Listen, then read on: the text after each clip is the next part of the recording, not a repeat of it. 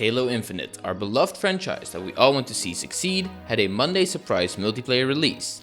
And underneath all the hype and excitement, there's a lot of good but also some bad.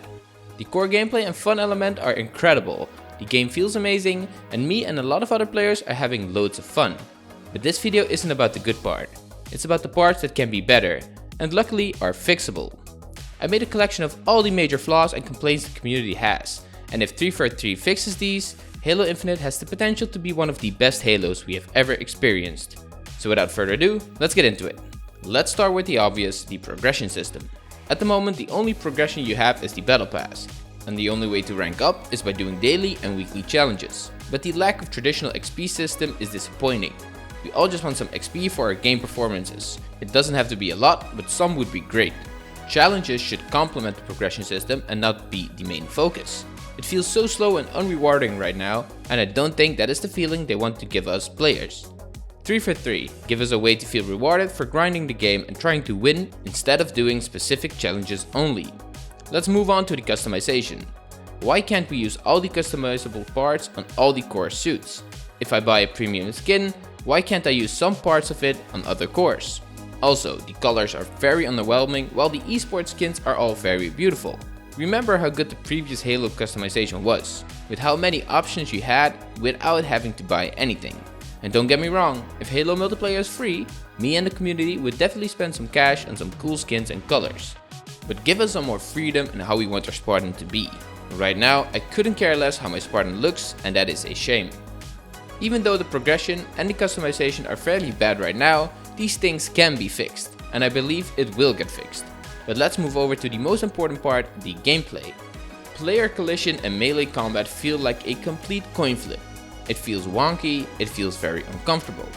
343 told the community that they are 50-50 on the player collision, but so far I heard no one say anything positive about it.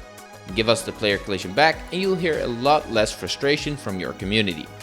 The Commando is one of the weirdest weapons I have ever used in any FPS.